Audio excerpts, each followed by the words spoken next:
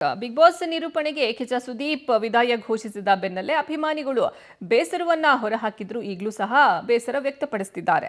ಸುದೀಪ್ ಈ ನಿರ್ಧಾರ big boss ಕಂಟೆಸ್ಟೆಂಟ್ಗಳಿಗೂ ಬೇಸರವನ್ನ ತಂದಿದ್ದು, ಸುದೀಪ್ ಇಲ್ಲದೆ ಬಿಗ್ ಬಾಸ್ ಊಹಿಸಿಕೊಳ್ಳೋಕೆ ಸಾಧ್ಯ ಇಲ್ಲ ಅಂತ ನಿನ್ನೆಯಷ್ಟೇ ಬಿಗ್ ಬಾಸ್ನಿಂದ ಎಲಿಮಿನೇಟ್ ಆಗಿ ಹೊರಬಂದ ಧನರಾಜ್ ಹೇಳಿದ್ದಾರೆ.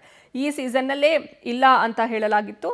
ನಮ್ಮ ಅದೃಷ್ಟಕ್ಕೆ ಸುದೀಪ್ ಅವರಿದ್ರು. ಮುಂದೆ ಸುದೀಪ್ ಸರ್ ನಿರೂಪಣೆ ಇರೋದಿಲ್ಲ ಅಂದ್ರೆ ಮುಂದೆ ಬರುವ ಕಂಟೆಸ್ಟೆಂಟ್ಗಳಿಗೆ ಅದು ದೊಡ್ಡ ನಿರಾಸೆ. ಅವರ ಕೊನೆಯ ಪಂಚಾಯಿತಿಯಲ್ಲಿ ನಾವಿದ್ವಿ ಅನ್ನೋದೇ ನಮ್ಮ ಸೌಭಾಗ್ಯ ಅನ್ನುವಂಥ ಮಾತನ್ನ ಹೇಳಿದ್ದಾರೆ ಧನರಾಜ್. ಸರ್ ನಿರ್ಧಾರ ಏನು ತಗೊಂಡಿದ್ದಾರೆ ಅದನ್ನು ನಾವು ಪ್ರಶ್ನೆ ಮಾಡುವಾಗಿಲ್ಲ. ಅವ್ರನ್ನ ಪ್ರಶ್ನೆ ಮಾಡುವಷ್ಟು ನಾವು ದೊಡ್ಡವರು ಅಲ್ಲ. ಆದರೆ ಒಂದು ಆಸೆ, ನಮ್ಮದು ಆಸೆ, ಸುದೀಪ್ ಸರ್ ನೀವು ಬೇಕು ಸರ್ ನಮಗೆ. ಇನ್ನೆಷ್ಟು ಬಿಗ್ ಬಾಸ್ ಇದ್ದರು ನೀವಿಲ್ಲ ಅಂದರೆ ಅದನ್ನು ನೋಡೋಕ್ಕೆ ಇಷ್ಟ ಆಗಲ್ಲ ಅನ್ನೋ ಥರ. ನನ್ನ ಕಂಟೆಸ್ಟೆಂಟಾಗಿ ಅಲ್ಲಿ ಕೂತಾಗ ಸುದೀಪ್ ಸರ್ ಬಂದು ಏನು ಹೇಳ್ತಾರೆ, ಅವ್ರ ಮಾತನ್ನು ಕೇಳಿಸ್ಕೊಂಡೇ ಇರೋದಕ್ಕೆ ಖುಷಿ.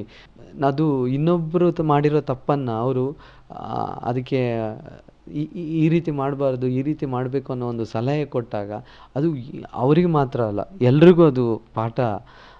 ಅವರು ಏನಂದರೆ ಒಂದು ಒಳ್ಳೆಯ ವ್ಯಕ್ತಿತ್ವ, ಆ ಒಳ್ಳೆಯ ವ್ಯಕ್ತಿತ್ವ ನನಗೆ ಅದು ಕಲ್ಪನೆ ಮಾಡೋದಕ್ಕೆ ಸಾಧ್ಯ ಇಲ್ಲ. ಸುದೀಪ್ ಸರ್ ಬಿಗ್ ಬಾಸ್ಗೆ ಬೇಕು. ಇದು ಬಿಗ್ ಬಾಸ್ ಸೀಸನ್ 11ರ ಕಂಟೆಸ್ಟೆಂಟ್ ಆಗಿದ್ದಂತಹ ಧನರಾಜ್ ಅವರ ಮಾತು. ಈಗ ಸುದೀಪ್ ಅವರು ಈ ಬಿಗ್ ಬಾಸ್ ನಂತರ ನೆಕ್ಸ್ಟ್ ನಿರೂಪಣೆ ಮಾಡೋದಿಲ್ಲ, ಹೋಸ್ಟ್ ಮಾಡೋದಿಲ್ಲ ಅಂತ ಅನ್ನುವಂತಹ ಮಾತನ್ನ ಹೇಳಿದ್ದಾರೆ. ಇದಕ್ಕೆ ಬೇಸರವನ್ನ ಹೊರಹಾಕಿದ್ದಾರೆ. ನೀವಿರಲೇಬೇಕು, ನೀವಿಲ್ಲ ಅಂದ್ರೆ ಬಿಗ್ ಬಾಸ್ನ ಊಹೆ ಮಾಡ್ಕೊಳ್ಳೋದಕ್ಕೂ ಸಾಧ್ಯ ಇಲ್ಲ ಅನ್ನುವಂತಹ ಮಾತನ್ನ ಧನರಾಜ್ ಹೇಳಿದ್ದಾರೆ.